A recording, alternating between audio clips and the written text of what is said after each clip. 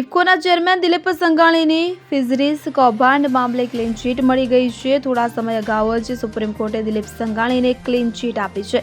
ત્યારે આ કેસમાં ક્લીન ચીટ મળ્યા બાદ હવે દિલીપ સંઘાણીએ મોટું નિવેદન આપ્યું છે। દિલીપ સંઘાણીએ જણાવ્યું કે મને કોઈ પણ કારણ વગર કોઈ પણ ગુના વગર વર્ષો સુધી હેરાન કરવામાં આવ્યું। ચાર્જશીટ થઈ હતી ત્યાં સુધી મારું નામ ક્યાંય ન હતું, અચાનક મારું નામ ઉમેરવામાં આવ્યું હતું। આ સાથે તેમણે આરોપ લગાવ્યો છે કે ન્યાયતંત્ર દ્વારા વિરોધાભાસી કામ કરવામાં આવ્યું અને હાઈકોર્ટમાં તેમને સાંભળવામાં ન આવ્યા। આમ કોર્ટે એકતરફી વાત સાંભળી નિર્ણય આપ્યો હોવાનો પણ સંઘાણીએ આરોપ લગાવ્યો હતો। આ સાથે તેમણે ધારાસભ્યોની પેન્શનની માંગ અંગે જણાવ્યું કે બંને ગૃહના સાંસદો પેન્શન લે છે, સાંસદો પેન્શન લેતા હોય તો એમએલએને કેમ નહીં। આ સાથે તેમણે એમ પણ કહ્યું હતું કે પેન્શન નહીં લેવાની વાતો કરનારા દંભી છે, દંભમાંથી બહાર નીકળીને કાયદો બનાવવો જોઈએ કે જેને લાભ ન લેવા હોય તે ન પાડી જ શકે છે। ઉલ્લેખનીય છે કે વર્ષ 2008ના વર્ષમાં આ કૌભાંડમાં બંને નેતાઓ ઉપરાંત મત્સ્ય વિભાગના ઉચ્ચ અધિકારીઓ સહિત 7 સામે ગાંધીનગર કોર્ટમાં ફરિયાદ નોંધાઈ હતી કે જેમની પર પોતાની સત્તાનો દુરુપયોગ કરીને રાજ્યના તળાવ અને જળાશયમાંથી માછલી પકડવાનો કોન્ટ્રાક્ટ અપાયાનો આરોપ છે।